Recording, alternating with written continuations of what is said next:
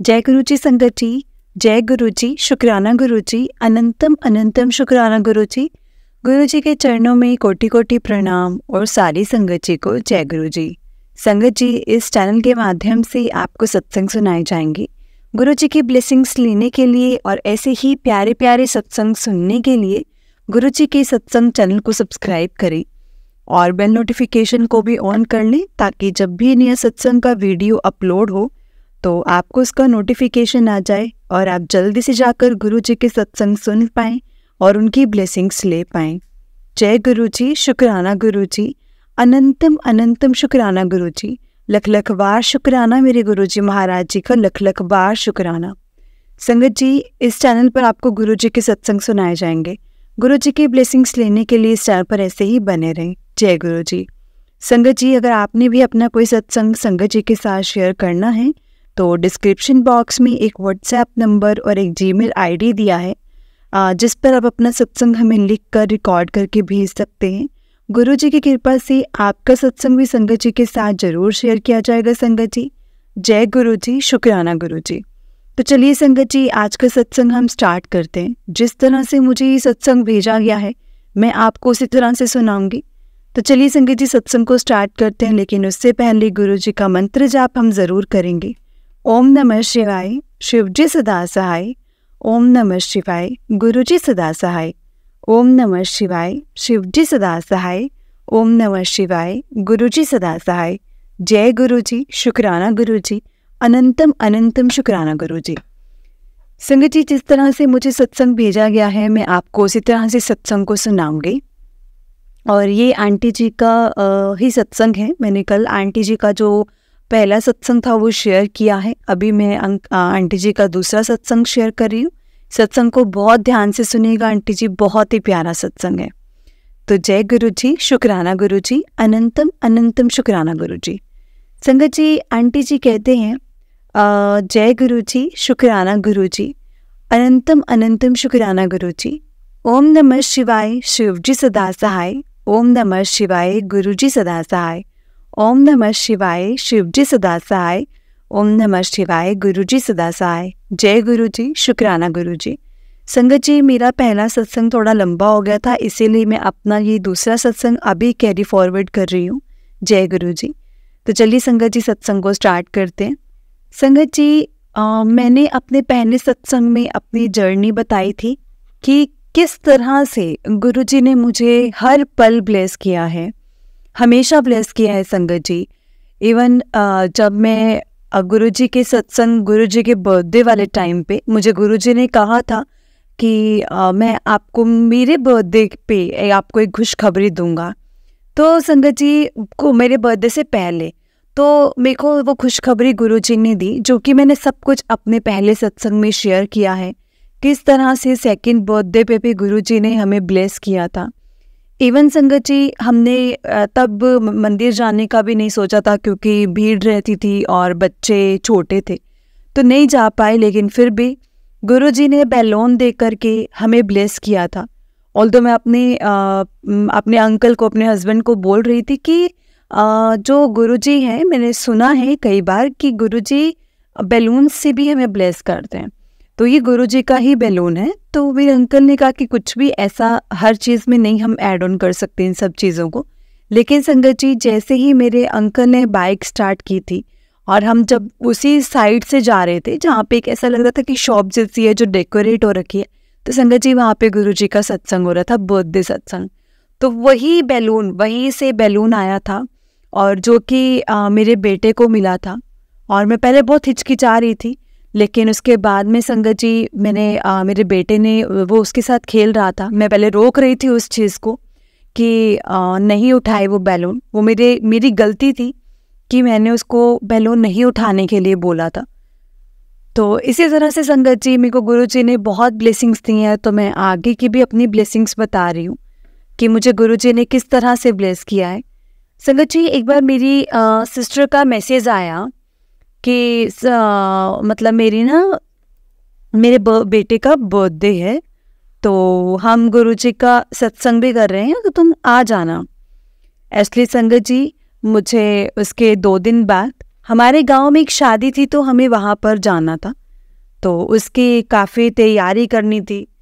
तो मेरी सास ने संगत जी सुबह ही बहुत सी चीज़ें बता दी थी कि ये करना है, ऐसे करना है, ये रखना है, वो रखना है, तो बहुत सी चीज़ें। तो मुझे लगा कि अभी तो बहुत मुश्किल है जाना, और अभी तो 2 दिन बाद वहाँ जाना है, तो मैं तैयारी नहीं करूँगी तो मैं वहाँ जाऊँगी तो मेरी सास को गुस्सा आएगा, फिर पता नहीं वहाँ जाने देंगी भी कि नहीं जाने देंगी।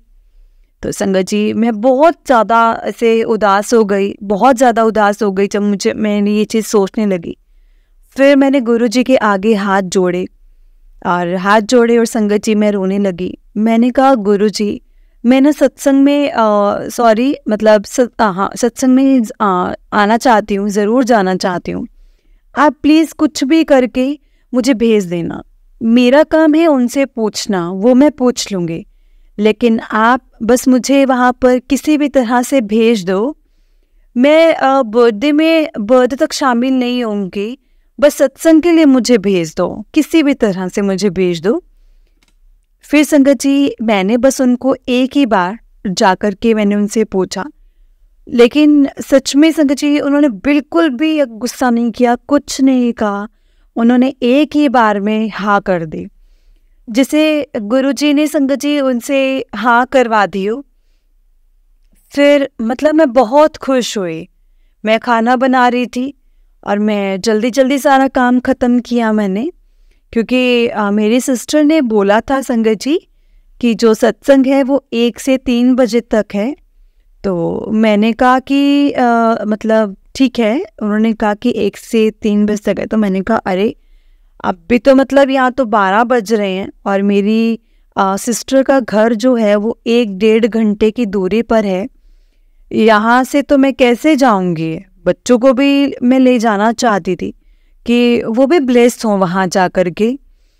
फिर मैंने कहा चलो गुरुजी, बस अब मैं बहुत जल्दी कर रही हूँ, मतलब फटाफट कर रही हूँ अपने सारे काम, आप बस मुझे टाइम से पहुँचा देना वहाँ पर। जब तक मैं ना पहुँचूँ तो सत्संग भी शुरू ना हो, मतलब मैं ऐसा ही गुरुजी से अरदास कर रही थी। और संगत जी मैं आपको क्या बताऊँ, मतलब जब भी जाती हूँ ना मुझे बहुत टाइम लग जाता है, मैं बहुत लेट तक पहुँचती हूँ वहाँ पर। रश और मतलब बहुत सी चीज़ें लगा करके संगत जी, क्योंकि घर के काम, रश, ये वो सब चीज़ें लगा करके मैं बहुत लेट हो जाती हूँ। और मैं बस से कभी नहीं गई, मैं हमेशा मेट्रो से जाती हूँ, और मेट्रो में बहुत लंबा रास्ता ऐसे बहुत घूम फिर कर जाती है उनके वहाँ पर। तो बच्चों के साथ मुझे मेट्रो से संगत जी सेफ लगता है, इसीलिए मैं मेट्रो से ही जाती हूँ। लेकिन मुझे लगा उस दिन कि मुझे जल्दी है तो बस तो जल्दी पहुँचेगी, लेकिन संगत जी मैं बस से कभी नहीं गई उनके घर पे। तो मुझे ना से मतलब बस से मुझे उनके घर का कोई ऐसे रास्ता भी ठीक से पता नहीं है। तो फिर भी मैंने गुरुजी का नाम लिया कि गुरुजी आप ही पहुंचाओगे मुझे, और आज मैं बस से ही जा रही हूँ क्योंकि वो जल्दी पहुंचेगी। तो 1 बजे तो मैं यहाँ से निकली थी। जब उसने मुझे बोला तो मैंने उससे पूछा सत्संग शुरू हुआ? उसने बोला नहीं, अभी थोड़ा टाइम लगेगा। लगता है जो सत्संग है ना, गुरुजी ने तेरे चक्कर में लेट करवा दिए हमारे सारे काम। संगत जी मैं खुश हो गई कि चलो मतलब बहुत बहुत शुक्राना गुरुजी की अभी तक जो सत्संग है वो शुरू नहीं हुआ है। फिर मैं जल्दी जल्दी बच्चों को फटाफट से तैयार करके और घर से निकले। ऑटो किया यहाँ से, तो घर के बाहर एकदम खाली ऑटो मुझे मिला, जैसे कि कभी संगत जी मुझे मिलता भी नहीं है ऐसा, पर उस दिन मिला जैसे गुरुजी ने हमारा पूरा इंतज़ाम कर लिया हो, मतलब कर रखा हो आगे से आगे। तो मैंने संगत जी ऑटो वाले भैया को बताया कि मुझे ऐसे ऐसे जाना है, कि इस नंबर की मुझे बस चाहिए, तो कहाँ से मिलेगी? तो संगत जी उन्होंने स्टैंड पर मतलब ऐसा कोई मतलब एग्जैक्ट कोई स्टैंड पर ने उतारा भी नहीं है, पीछे उतारते हैं सभी ऑटो वाले। पर उस दिन ऑटो वाले ने हमें डायरेक्ट स्टैंड पर उतारा और जैसे ही उतर कर संगत जी, इसे मैं ठीक से उतरी भी नहीं थी, मतलब बच्चों को लेकर के मैं ठीक से खड़ी भी नहीं हो पाई। इतने में देखा कि बस खड़ी जिसमें मुझे जाना है। मैं फटाफट संगत जी उस बस में चढ़ गई। मुझे ऐसा लगा कि जैसे ये बस गुरुजी ने ही तैयार करके रखी है बस हमारे लिए। मैं जल्दी से बस में चढ़ गई और बच्चों को लेकर फिर मैंने भैया से पूछा कि बस कहाँ जाने वाली है। तो उन्होंने बताया ये तो जहाँ तक आपको जाना है वहीं तक, वो वहाँ तक तो नहीं जाएगी, ये आधे रास्ते तक जाएगी, तो आप वहाँ से ना दूसरी बस चेंज कर लेना। फिर मैंने संगत जी अपनी सिस्टर से फ़ोन पे बात करके पूछा कि कैसे लूँ, कैसे लेनी है दूसरी बस। तो उसने मुझे सारा समझाया। तो मैंने फिर दूसरी बस ली। मैं उस बस में संगत जी जहाँ तक वो बस एकदम मेरी बेटी ये बोली कि मम्मा बस में नहीं जाएंगे, बहुत भीड़ होती है, परेशानी होती है, बस में नहीं जाना ये वो। मैंने कहा बेटा चलो, गुरुजी हैं हमारे साथ, सब कुछ अच्छे से होगा। और संगत जी उस दिन ऐसा हुआ कि बस में बिल्कुल भीड़ नहीं थी, बिल्कुल भी भीड़ नहीं थी, मतलब लगभग पूरी बस खाली, और कोई 2-4 ही मतलब सीट पे लोग होंगे, अदरवाइज वो बिल्कुल ही खाली थी वो। फिर हम गए तो बहुत अच्छे से बस खूब तेज चली और हम पहुंच गए जहाँ तक हमें जाना था। तो वहाँ मैं उतरी। मेरी सिस्टर ने बताया था कि कौन सी बस मिलेगी, कौन से नंबर की, किस में चढ़ना है, उसमें चढ़ करके आ जाना। वैसे ही जैसे ही मैं उतरी संगत जी, मैंने पूछा भैया कि स्टैंड किधर है यहाँ पर। तो उन्होंने बोला वहाँ से थोड़ा आगे चले जाओ, आपको स्टैंड मिल जाएगा, वहीं पे खड़े हो जाना और वहीं पे ही बस आ जाएगी। बस संगत जी मैं वहाँ पर ही जा कर के अभी खड़ी हुई थी और मैंने अपनी बेटी से बोला कि बेटा फ़ोन निकाल कर देना मुझे, एक बार मैं अपनी सिस्टर से पूछ तो लूँ कि मतलब ये इसी नंबर की बस में चढ़ना है या कुछ भी, मतलब मैं कंफर्म कर लूँ एक चीज़ एक बार इसको। तो वैसे तो मुझे नंबर याद था, फिर भी मुझे उसको ये बताना था कि हम पहुंच गए हैं यहाँ तक। तो संगत जी जैसे ही वो फ़ोन निकालने के लिए मैंने उस बैग को खोला, इतनी देर में वो बस ही आ गई। तो मैंने कहा संचिता वापस बैग बंद करो और चलो, बस चलो, वहाँ बस आ गई है। फिर हम फटाफट उस बस में, मतलब वो बस भी इतनी स्पीड से आई संगत जी, इतनी जल्दी आई कि हमें वहाँ पर 5 मिनट भी नहीं खड़े होना पड़ा। मतलब दोनों बच्चे मेरे साथ, बेटा भी बेटी भी। फिर हम उस बस में चढ़ गए। वहाँ से मेरी सिस्टर ने मुझे बताया कि कैसे कैसे कहाँ पहुँचकर उतरना है। तो जब मैं वहाँ पर भी उतर गई तो वहाँ से तो कोई बस मिल ही नहीं रही थी मुझे उनके घर तक, कि तीसरी बस लेनी थी जो, वो सिर्फ 5 मिनट के रास्ते तक की ही बस थी और बस वहाँ से उनका घर आ जाता फिर वहाँ से ही ना। तो फिर बस नहीं आई तो मेरी सिस्टर ने बोला कि ठीक है, मैं अपने हस्बैंड को भेजती हूँ, आप उनके साथ बाइक पर आ जाना। फिर मैंने कहा ठीक है। थोड़ी देर में संगत जी मेरे जिया जी मुझे लेने आ गए और हम दोनों बच्चों को लेकर के पहुँचे तो देखा कि वहाँ पे तो सत्संग शुरू ही नहीं हुआ है। और संगत जी बस जब मैं गई उसके आधे घंटे बाद ही सत्संग स्टार्ट हुआ। तो रास्ते में ना संगत जी मुझे ऐसा फील हो रहा था कि गुरुजी ना, मुझे आपको फूल बहुत पसंद है ना, मुझे ना आपके लिए फूल लेकर जाने हैं, कैसे भी करके कुछ भी करके मुझे ना कहीं से भी फूल दिला देना घर तक पहुंचने से पहले पहले, यानी कि सिस्टर के घर तक पहुंचने से पहले। तो मैंने अपने जेठ जी को रास्ते में बाइक पर बोला, जिया जी को कि रास्ते में बोला, तब मुझे से नहीं लगता था कि मन घर आए गए और फूल कहीं मिले ही नहीं, कैसे ले जाऊं, कहाँ से मिलेंगे, क्या करूं। तो उन्होंने मुझे बोला कि अच्छा फूल लेने हैं। मैंने कहा हाँ। तो फिर उन्होंने कहा कि अच्छा चलते हैं, रास्ते में किसी का घर पड़ता है, वो फूल ही बेचते हैं। तो संगत जी मैं खुश हो गई कि चलो फूल मिलेंगे मुझे। तो संगत जी मैं गई उनके घर पर, मैंने उनसे गुलाब के फूल मांगे। तो उन्होंने कहा कि गुलाब के तो सारे बिक गए हैं, किसी घर पे ना शादी है तो वो सब ले गए हैं, पर गेंदे के फूल तो हैं मेरे पास। मैंने कहा आपके पास जो भी फूल है ना आप मुझे दे दो जल्दी से बस। तो मैं कुछ फूल वगैरह लेकर के संगत जी चली गई, फ्रूट्स वगैरह भी ले लिए। तो उसने बोला कि अरे अच्छा हुआ तो फूल ले आई, क्योंकि फूल की थोड़ी कमी पड़ गई थी। हमने पूरी डेकोरेशन कर दी लेकिन फूल की थोड़ी सी ऐसी कमी रह गई थी और हमें लग रहा था कि थोड़ा और फूल से डेकोरेशन होना चाहिए, और तो लेकर के ही आ गई। मैंने कहा लो ये तो गुरुजी ने खुद ही मंगवा दिए, है ना। तो और मैं संगत जी ये बात भी ना मेरे दिमाग में गुरुजी ने ही डाली, और मैंने उनको ये बोला कि मेरे ही दिमाग में गुरुजी ने ये बात डाल दी। और मैं रास्ते से ही ना सोचती आ रही थी कि फूल लेने हैं, फूल लेने हैं। और सत्संग सब कुछ बहुत अच्छा रहा संगत जी वहाँ पर। और बस फिर मैं बर्थडे पर नहीं रुकी थी, जैसे मैंने घर पर बोला था कि मैं सत्संग करके आ जाऊंगी। तो सत्संग वगैरह संगत जी हमारा पूरा हुआ, और मतलब 3 बजे स्टार्ट हुआ, 5 बजे तक वो पूरा हो गया था। तो बस मैंने कड़ा प्रसाद वगैरह सब कुछ चखा, लंगर प्रसाद बन रहा था।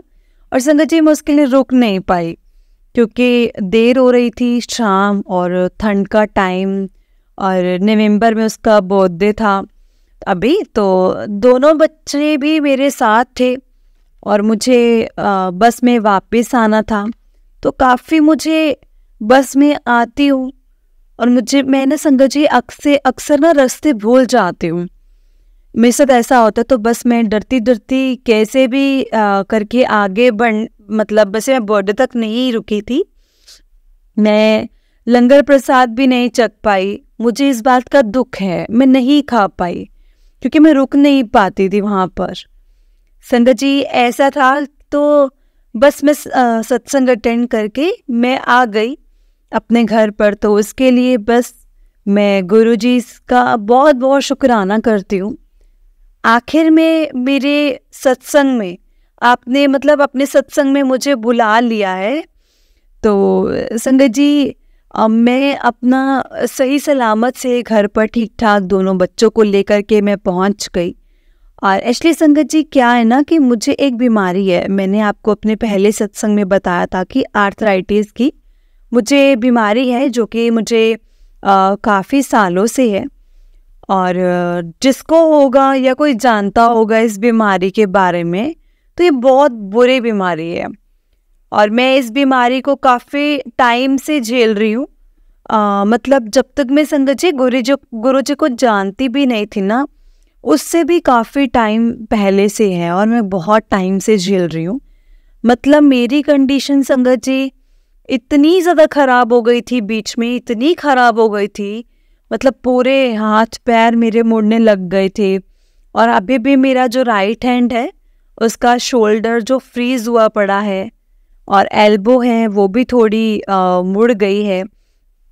और उस बीमारी की वजह से ही हुआ संगत जी ये सब। तो ऐसा है कि मतलब काफ़ी इलाज चला है, बहुत ट्राई किया है, जिसने जो बोल दिया हमने साम दाम ढंड बेद मतलब हर कुछ ट्राई करके देख लिया, सब करके देख लिया, पर मुझे कहीं से कोई रिलीफ नहीं मिला। तो संगत जी एक दिल्ली में तो एक अपोलो हॉस्पिटल है, तो वहाँ पर मेरा इलाज जो है वो स्टार्ट हुआ। तो वहाँ पर डॉक्टर ने मुझे बताया कि कोई स्कीम चल रही है, इंजेक्शन लगेंगे पेट में। वैसे इंजेक्शन संगत जी मतलब बहुत कॉस्टली हैं, पर अभी स्कीम चल रही है तो आपको अभी जो इच्छा है तो वो मतलब फ्री में मिल जाएंगे। तो संगत जी जिस टाइम मेरे को डॉक्टर ने ये बात बताई ना, उस टाइम मेरी कंडीशन बिल्कुल ख़राब थी, बहुत ख़राब थी। हाथ पैर संगत जी मेरे बिल्कुल मुड़ चुके थे, मतलब मैं बहुत बुरी कंडीशन में थी। आप ये लगा लीजिए संगत जी कि मैं चलने लायक नहीं थी। मतलब पूरा दिन बिस्तर पे पड़ी रहती थी, रोती रहती थी। इवन मैंने कई बार कोशिश भी की संगत जी सुसाइड की, बस मैं करना तो नहीं चाहती थी, पर लगा कि मतलब क्या ही करूँगी ऐसे जी करके। मेरी बेटी भी संगत जी इतनी छोटी थी कि मैं ना तो उसे उठा सकती थी, ना मैं उसको दूध पिला सकती थी। अगर रात को मुझे उसे दूध पिलाना होता तो संगत जी मतलब मैं वो नहीं पिला सकती थी, क्योंकि मुझे अपने साथ एक जन चाहिए ही होता था जो मेरी तरफ उसको कर सके, मैं उसको दूध पिला सकूं। मेरे से इतना भी नहीं होता था। ऑल्दो संगत जी मेरे से ना खाली गिलास भी नहीं उठता था, इतना दर्द मेरे हाथों में उंगलियों में रहता था। फिर जब डॉक्टर ने मेरे को ये बताया तो मुझे डॉक्टर भी मतलब बहुत अच्छे हैं, मतलब भगवान के जैसे ही हैं संगत जी। उस टाइम तो मेरे लिए मतलब अभी भी बहुत अच्छे डॉक्टर हैं वो, और बहुत हमारा काफ़ी ध्यान रखते हैं। वो कई बार हमसे फीस भी नहीं लेते हैं संगत जी। उनकी फीस वैसे काफ़ी ज़्यादा हाई है, पर वो कई बार नहीं लेते थे हमसे।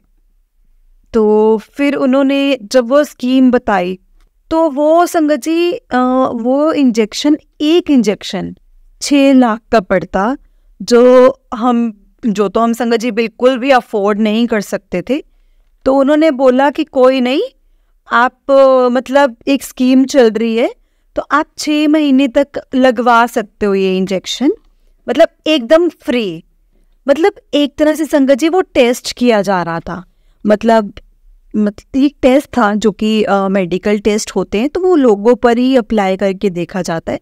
हालांकि बस कहीं ना कहीं संगत जी मतलब ऐसे रिस्क तो था उसमें कि उसमें डेथ भी हो सकती थी, नहीं भी हो सकती थी, अच्छा रिजल्ट भी आ सकता था, मतलब कुछ भी हो सकता था। वो एक हमारे ऊपर एक टेस्ट चल रहा था।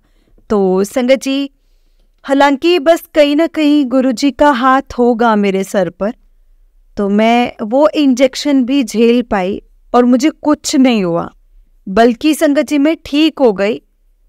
ठीक तो मैं ये नहीं बोलूँगी कि संगत जी मैं बिल्कुल परफेक्ट हो गई, मैं परफेक्ट ठीक हूँ, मेरे को कोई इंजेक्शन दवाइयाँ मेरी खूब चल रही हैं, अभी भी चल ही रही हैं। पर लेकिन ऐसा है, जब से मैं गुरुजी से जुड़ी हूँ ना संगत जी, जितना मुझे दर्द, दिक्कत, परेशानी जो भी रहता था तो वो मेरा है, अभी भी होता है। मैं दवाइयाँ लेती हूँ तो मैं ठीक रहती हूँ, नहीं लेती तो फिर से वैसी हो जाती हूँ, तो होने लग जाता है पेन मुझे, तो 1-2 दिन छोड़ भी देती हूँ। पर लेकिन अभी ऐसी कंडीशन है ना कि अब मेरे को 6 महीने में संगत जी एक इंजेक्शन लगता है जो हमें खुद ही पेमेंट करके लगवाना पड़ता है। तो उसमें भी संगत जी हमारे काफ़ी ज़्यादा पैसे लग जाते हैं, मतलब लग जाते हैं 40-30-40 हज़ार। 6 महीने में संगत जी 6 मंथ में एक बार लगवाना होता है। तो ऐसा नहीं है उसे अगर मैं ठीक हूँ तो मैं आपको डिले भी कर सकती हूँ, ऐसा भी नहीं है। 6 मंथ में 1 ईयर 2 ईयर भी कर सकती हूँ अगर मुझे ठीक फील हो रहा है तो, खाली दवाइयों से काम चल रहा है तो संगत जी अभी मेरे वो इंजेक्शन चल रहे हैं। लेकिन मैं फिर भी यही बोलूँगी कि मुझे जैसे गुरुजी, हमारे क्या ही कर्म होते हैं क्या नहीं होते, तो हमारे गुरुजी कर्म काटते हैं और ये बोलते हैं कि अपने ऊपर 90% लेते हैं और हमें सिर्फ और सिर्फ 10% देते हैं। क्योंकि संगत जी मुझे इस चीज़ में सच में मुझे बिलीव है कि हाँ ऐसा सच में होता है, क्योंकि एकदम से कैसे छूमंतर हो गई वो बीमारी, मतलब है, मुझे अभी भी चल रही है।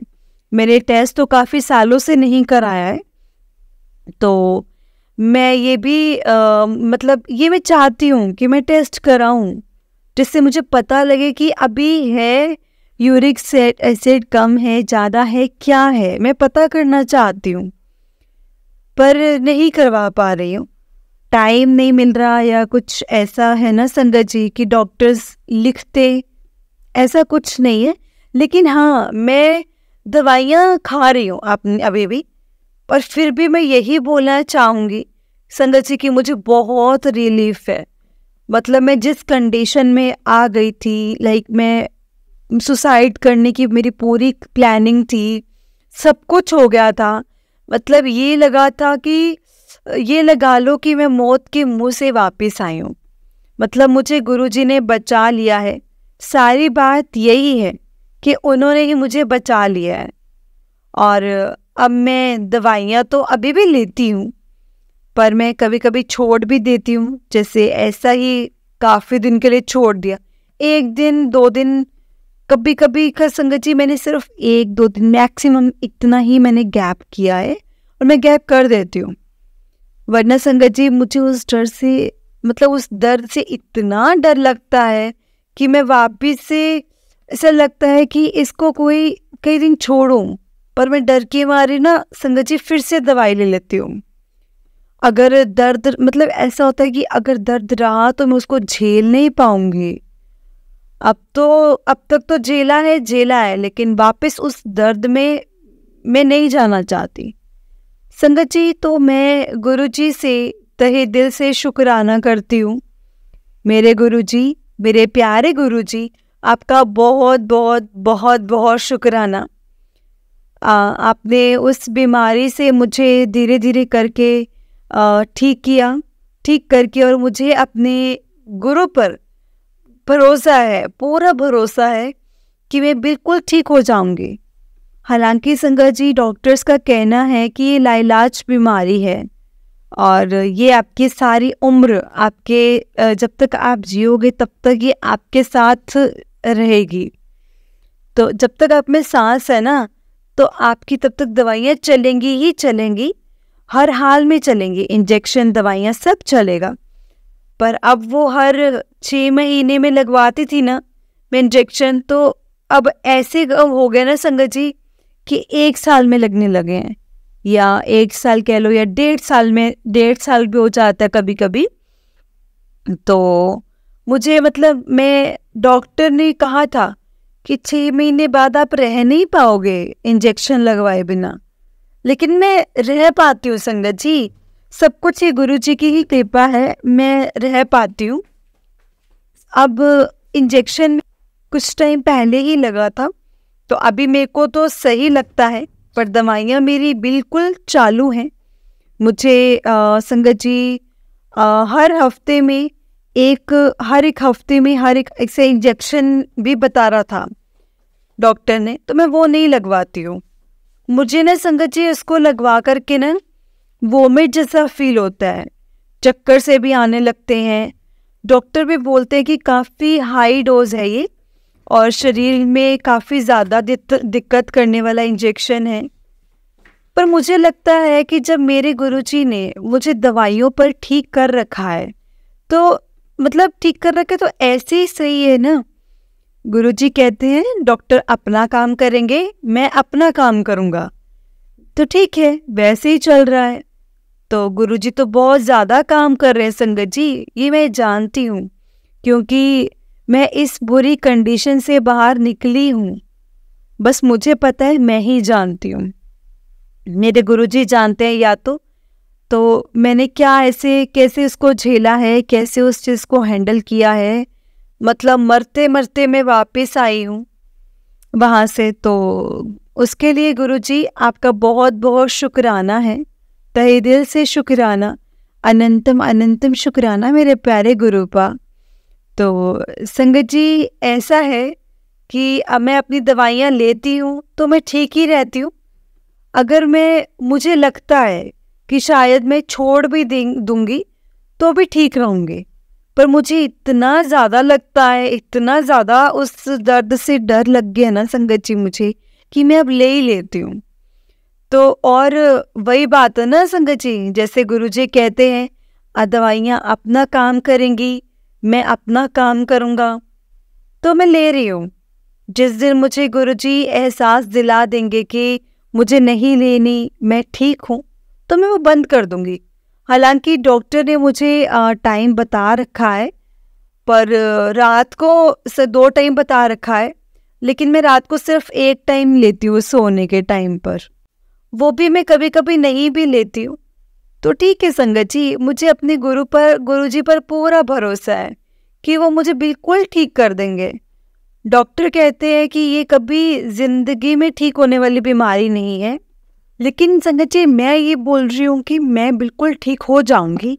मुझे मेरे गुरुजी पर पूरा भरोसा है। और ऐसे तो ऐसे ही संगत जी मैं सब ना क्या ये बताऊँ, मतलब इतने सत्संग हो चुके हैं, इतनी छोटी छोटी चीज़ें गुरुजी सुनते हैं, सभी संगत बोलती हैं सत्संग में, मैंने बहुत सुना है। अगर आप सोचोगे ना भी इतनी छोटी चीज़ पे पूरी करते हैं गुरुजी, मतलब गुरु से, भगवान जी से कोई बड़ी चीज़ मांग रहे हैं और वो पूरी नहीं हो रही है, लेकिन संगत जी हमारी तो हर छोटी सी छोटी चीज़ फुलफिल हो रही है। गुरुजी हर छोटी चीज़ें पूरी करते हैं। ये खाने का मन है, किसी भी तरह से हाजिर हो जाता है। ये खाना है, अब ये हो गया, मतलब आज ये चाहिए तो वो मिल जाता है। मतलब ऐसी ऐसी चीज़ें संगत जी गुरुजी पूरी करते हैं। और एक दिन क्या हुआ कि मैंने ना सुबह मशीन वगैरह लगा ली कि काफ़ी काम बढ़ गया, कपड़े धोने, झाड़ू पोछा अकेले ही करने वाली हूँ संगत जी मैं, घर में सारे काम, बच्चों को देखना, तो ये करते करते मतलब मैं काफ़ी लेट हो गया, मुझे शायद 11:30-12 बज गए थे ऐसे। तो मैंने मेरे हस्बैंड से बोला कि ना मेरा मतलब वैसे तो कई बार मुझे काम करते करते 1-2 बज जाते हैं, तो मैं अपने हस्बैंड से कभी कुछ मंगा लेती हूँ तो कभी कुछ मंगा लेती हूँ बाहर से, तो वो ले आते हैं। उस दिन संगत जी 11-11:30 बज गए थे। ये भी बहुत लेट नहीं है, लेकिन सुबह से लगे लगे संगत जी इतना टाइम हो गया था और मेरा खाना बनाने का ना बिल्कुल भी मन नहीं कर रहा था, बिल्कुल भी मन नहीं कर रहा था।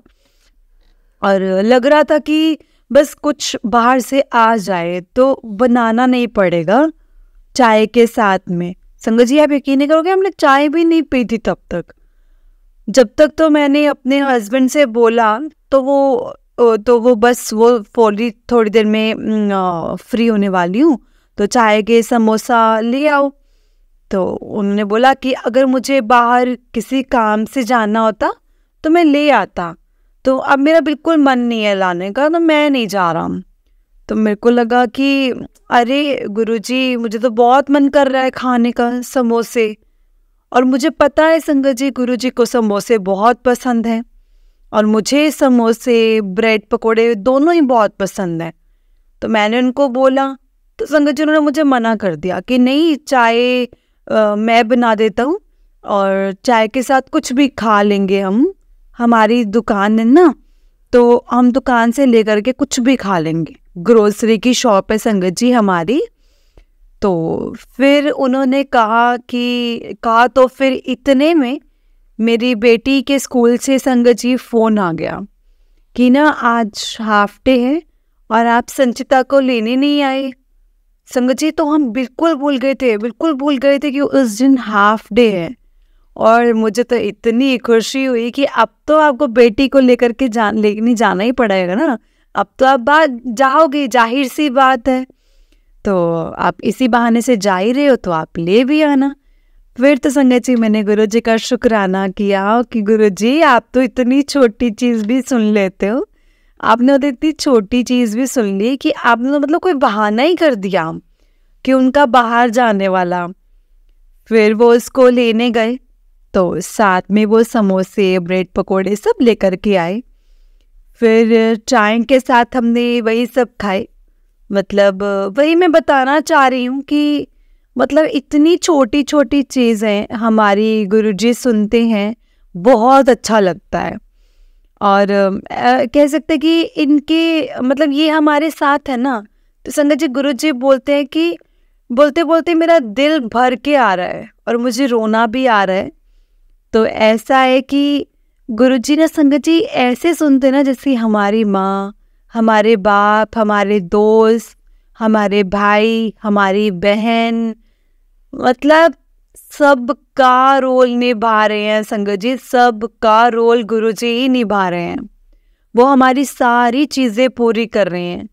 और ना संगत जी, अब तो ऐसा होने लगा है ना कि मतलब ऐसा नहीं कि मैं कट रही हूँ या मैं किसी से बात नहीं करना चाहती, पर ऐसा हो रहा है ना संगत जी कि जब से मैं गुरुजी से जुड़ी हूँ ना, तो ऐसा लगता है कि किसी से बात ना करूं फ़ोन पर ना। पहले संगत जी मैं घंटों घंटों लगी रहती थी, मतलब पूरा काम संगत जी से किचन में मेरी सिस्टर से बात करते करते 2-2 घंटे हो जाते थे। और मेरे हस्बैंड कहते थे कि तुम लोग क्या बातें करते हो भाई, इतनी लंबी लंबी, बस हम बस करते रहते थे कुछ ना कुछ, अपनी कोई भी बातें चालू हो जाती थी तो हमारी संगत जी कई कई घंटे बातें होती थी।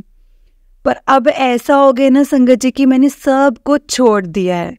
बस मैं अपनी तारीफ नहीं कर रही हूँ, गुरुजी जैसा चाहेंगे वैसा ही सब कुछ होगा। तो ऐसा होने लगा है संगत जी कि मैं अब अपनी बहन से, कज़न से, किसी से भी ज़्यादा बात नहीं करती। इवन मुझे बहुत मैसेजेस आते हैं कि भाभी आप बहुत चेंज हो गए हो, क्या हुआ है, आप फ़ोन नहीं करते हो, बात नहीं करते हो। मेरी सिस्टर वगैरह सब बोलते हैं। बस एक मेरी मम्मी है जिनसे मैं बात किए बिना संगत जी मैं ये कह लीजिए कि मैं रह नहीं पाती हूँ।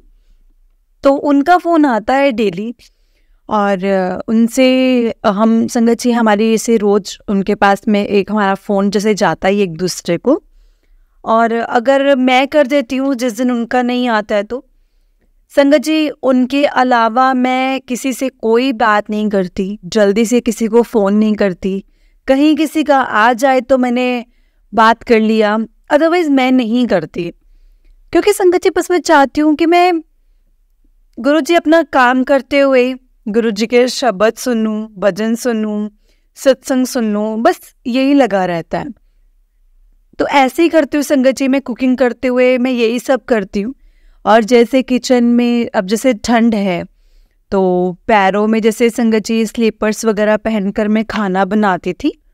तो एक सत्संग में मैंने सुना कि एक संगत ने बताया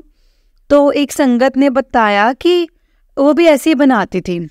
तो उन्होंने कहते गुरुजी ने उनको बोला कि अगर लंगर प्रसाद खाना बनाना है तो बाहर जुतियाँ उतार कर ऐसी अपनी लैंग्वेज में, उन्होंने पंजाबी लैंग्वेज में बोला। और फिर उससे मुझे भी लगा कि यार मैं भी ऐसे करती हूँ, ये शायद मेरे लिए भी हो सकता है मैसेज। तो मैंने उस दिन से अब तक अपने, जब मुझे ठंड लग रही है या जो भी हो, सॉक्स तो मैं पहने रखती हूँ पैरों में संगत जी, और नीचे मैंने पायदान भी डाला हुआ है, और तो मैं उस पर खड़े होकर के अपना खाना बनाती हूँ। और मैं जब भी खाना बनाती हूँ मेरी पूरी कोशिश होती है कि मैं शब्द सुनती हुई खाना बनाऊँ। शब्द सुन लेती हूँ या सत्संग लगा लेती हूँ, भजन लगा लेती हूँ। ये सब सुनते सुनते संगत जी अपना आराम से मतलब काम करती रहती हूँ। सिर पे कपड़ा रखने में मुझे बहुत आलस आता था, लेकिन संगत जी गुरुजी ने हमें सब सिखा दिया। अब जैसे जो हमारी सास वगैरह, मतलब ठीक है वो सिखाया तो उन्होंने भी है, लेकिन वो मुझे कहती तो मुझे लगता है क्या ये फालतू की चोचलेबाजी है, नहीं रखना मुझे सिर पे कपड़ा ये वो। पर अब गुरुजी ने मुझे एहसास दिलाया है कि सिर पर कपड़ा रखकर खाना बनाओ, इज्जत से खाना बनाओ बिल्कुल, और वो बिल्कुल लंगर प्रसाद जैसा खाना बनाओ। वो बिल्कुल मतलब लंगर प्रसाद जैसा ही खाना बनेगा अगर तुम ऐसे खाना बनाओगे तो। मैं खाना बनाते बनाते संगत जी शब्द जो है वो सुनती रहती हूँ। सिर पर कपड़ा रहता है, पैरों में चप्पल नहीं होती है, और पूरे मन से मैं खाना बनाती हूँ संगत जी। और जब वो खाना बनता है ना, सच कह रही हूँ, मतलब वो खाना ना ऐसा लगता है कि जैसे लंगर प्रसाद का खाना हो। उसमें स्वाद बिल्कुल लंगर प्रसाद वाला आता है। मैं चटनी भी बनाती हूँ तो जैसे लंगर प्रसाद में चटनी मिलती है ना, वही टेस्ट आता है।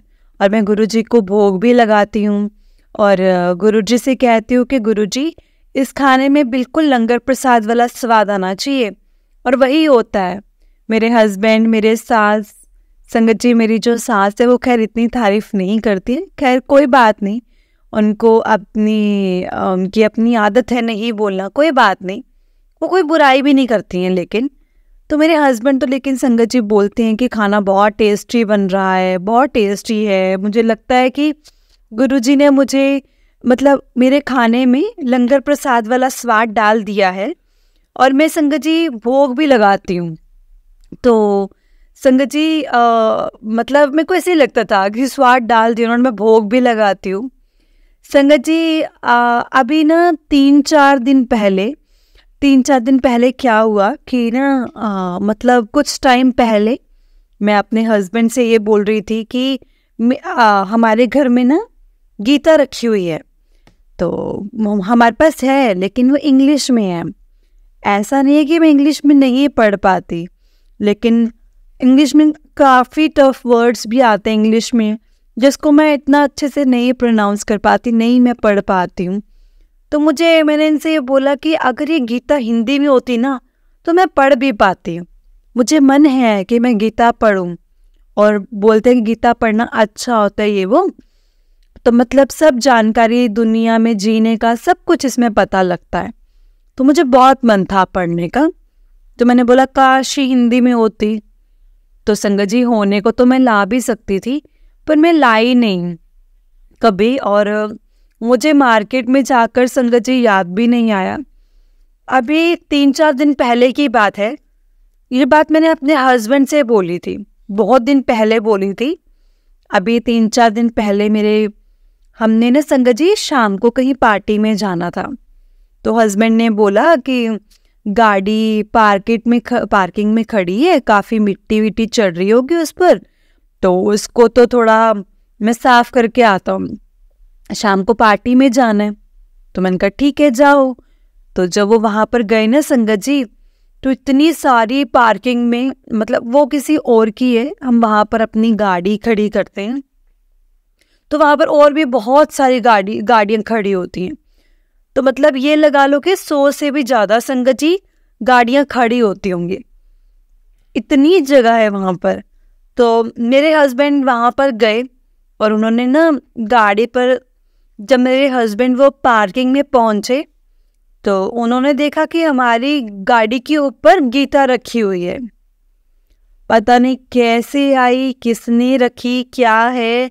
इवन इतनी सारी संगत जी गाड़ियाँ हैं वहाँ पर, सिर्फ उनमें से सिर्फ हमारी गाड़ी थी जिसके ऊपर एकदम फ्रंट पर गीता की पुस्तक रखी हुई थी, गीता रखी हुई थी। तो मेरे संगत देखकर बहुत खुश हो गए और वो फटाफट बस गाड़ी को सफाई वफाई करके और आए, और उन्होंने मुझे बोला कि बता कि मेरे हाथ में क्या है। मैं झाड़ू पोछा लगा रही थी, मॉर्निंग का टाइम था, तो मैंने बोला क्या ही होगा, क्या कह रहे हैं। कह रहे मुझे ना गाड़ी पे कुछ रखा हुआ मिला। तो कहते सोच क्या हो सकता है। मैंने कहा क्या ही मिलेगा। तो मैं इतना बिल्कुल भी सोच नहीं पा रही थी कि गाड़ी पर क्या मिल सकता है। तो फिर उन्होंने मेरे को गीता की पुस्तक दिखाई, मैं इतनी खुश हुई संगत जी, मैंने गुरुजी का शुक्राना किया। उनका मतलब मैंने कहा हिंदी में, उन्होंने कहा मैंने कहा हिंदी में, उन्होंने कहा हाँ हिंदी में। मैंने कहा लो गुरुजी, वाह गुरुजी, मैं कह ही रही थी। इवन मैंने तो संगत जी उनको से कहा भी नहीं था कि मुझे बुक दिलाओ या कुछ भी ऐसा, पर मैंने ये बात उनको बोली थी, मुझे याद आई। तो फिर उन्होंने मुझे दिखाया कि देखो हिंदी में, तो बस मतलब मैं संगत जी बहुत खुशी हुई मुझे। तो जब मुझे टाइम मिलता है, हालांकि उस बुक को अभी आए हुए 2-3 दिन ही हुए हैं, मुझे टाइम मिल नहीं पाता जल्दी से, पर जो भी मुझे मिलता है ना संगत जी टाइम, तो मैं उसको ज़रूर पढ़ूंगी और पूरी पढ़ूंगी, कोशिश करूंगी। अभी तक एक ही बार पढ़ी है, तो उसकी भूमिका ही पढ़ी है फ़िलहाल तो। और मेरी पूरी कोशिश होगी कि मैं पूरी करके ही रहूं। मैं पढ़ना चाहती हूँ और पढ़ूंगी भी। संगत जी मुझे वो खरीद के लेकर आना नहीं था, खुद गुरुजी ने मुझे ला करके दे दिया, मेरे हाथ में दी। अब तो खुद कह रहे हैं कि मैंने ला कर दिया है, तो मैंने ला कर दिया तो एटलीस्ट पढ़ो तो सही। और मैं उसके लिए गुरु जी का बहुत बहुत शुक्राना करती हूँ। मेरे प्यारे गुरुपा, आपने मतलब मेरी बात जो मैंने आपसे कही भी नहीं, जो मेरे बस मन में थी, और आपने वो पूरी कर दी। आपने गीता की पुस्तक लाकर दी मुझे, मैं बहुत खुश हूँ उसके लिए।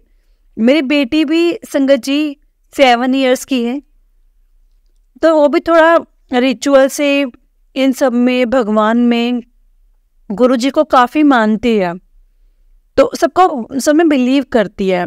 रोज मॉर्निंग में उठती है, नहा धोकर स्कूल जाने से पहले मतलब नहाती भी अपने आप है, पूजा वूजा भी कर लेती है, जोत जगा लेती है ठाकुर जी हमारे पास।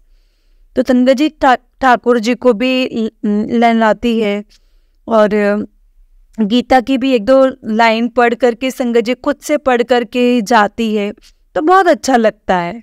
उसको भी संगत जी हमें ये चीज़ें सिखाने की ज़रूरत ही नहीं पड़ी, उसमें शुरू से ही खुद में अपनी ये आदत है, पूजा पाठ खुद ही करना सब कुछ। तो बस मैं तो गुरु जी से यही बोलूँगी कि उस पर भी, मेरे बेटे पर भी, हमारे पूरे परिवार पर, सारी संगत पर अपनी आशीर्वाद ऐसे ही बनाए रखे मेरे प्यारे गुरु पर। और भी बहुत सारे सत्संग हैं संगत जी, धीरे धीरे जैसे याद आ रहा है, जैसे जैसे गुरु जी बुलवा रहे हैं, मैं वैसे ही बोल रही हूँ। और मतलब मेरी बेटी भी अपना सत्संग जो है सुनाएगी। उसने बोला मम्मा मैं भी अपना सत्संग शेयर करूँगी जैसे आप कर रहे हो। तो मैंने ठीक है कर देना, पहले मैं अपना कंप्लीट कर लूँ, मैं स्टार्ट कर चुकी थी इसीलिए।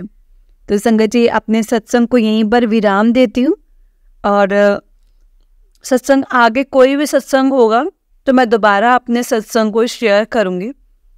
तो एक्चुअली ये सत्संग बस मेरा अचानक से मेरा मन हुआ कि मैं सत्संग शेयर करूं। मैंने शब्द लगा रखे थे सुनने के लिए, और मैंने उसको संगत माफ़ करना, और मैंने उसको बैक किया, और अचानक से मैंने अपना सत्संग शेयर करना स्टार्ट कर दिया, और मैंने पूरा सत्संग सुनाया अपना। अगर कहीं कुछ भी सत्संग में दिक्कत हुई हो या कुछ गलत हो तो मैंने बोला हो, कुछ गलत लिखा गया हो, कुछ भी, तो प्लीज़ उसके लिए मुझे माफ़ करना गुरु जी, माफ़ करना संगत जी। और मैं अपने गुरु जी से, गुरु जी का तहे दिल से शुक्राना करती हूँ, हर समय शुक्राना करती हूँ, हर पल का शुक्राना करती हूँ। बोलते बोलते अगर संगत जी मुझसे कुछ ऐसा कुछ गलती हो गई हो तो मुझे माफ़ करना संगत जी। गुरु जी प्लीज़ मुझे भी माफ़ करना, मैं माफ़ी मांगना चाहती हूँ। आप हमेशा हम सबका ध्यान रखें, अपना भी ध्यान रखें, और जो गुरु जी आपने जो कुछ भी हमें दिया है उस चीज़ का शुक्राना, जो नहीं दिया है उस चीज़ का भी शुक्राना। जय गुरु जी, शुक्राना गुरु जी। ओम नमः शिवाय, शिव जी सदा सहाय। ओम नमः शिवाय, गुरु जी सदा सहाय। जय गुरु जी, शुक्राना गुरु जी। जय गुरु जी संगत जी, जय गुरु जी आंटी जी। आंटी जी बहुत ही प्यारा सत्संग था आपका। गुरु जी आप पर और आपके पूरे परिवार पर ऐसे ही ब्लेसिंग्स बनाए रखें। जय गुरु जी, शुक्राना गुरु जी। संगत जी अगर आपने भी अपना कोई सत्संग संगत जी के साथ शेयर करना है तो डिस्क्रिप्शन बॉक्स में एक व्हाट्सएप नंबर और एक जीमेल आईडी दिया है, जिस पर आप अपना सत्संग हमें लिखकर रिकॉर्ड करके भेज सकते हैं। गुरु जी की कृपा से आपका सत्संग भी संगत जी के साथ जरूर शेयर किया जाएगा संगत जी। गुरु जी की ब्लेसिंग्स लेने के लिए और ऐसे ही प्यारे प्यारे सत्संग सुनने के लिए गुरु जी के सत्संग चैनल को सब्सक्राइब करें और बेल नोटिफिकेशन को भी ऑन कर लें, ताकि जब भी नया सत्संग का वीडियो अपलोड हो तो आपको इसका नोटिफिकेशन आ जाए और आप जल्दी से जाकर गुरु जी के सत्संग सुन पाए, उनकी ब्लेसिंग्स ले पाए। जय गुरु जी, शुक्राना गुरु जी, अनंतम अनंतम शुक्राना गुरु जी।